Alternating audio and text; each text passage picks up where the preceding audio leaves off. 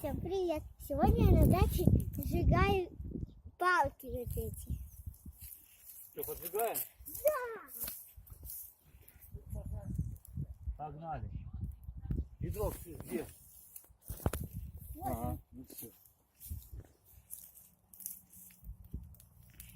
Сейчас посмотрим, как будет разгораться. Да.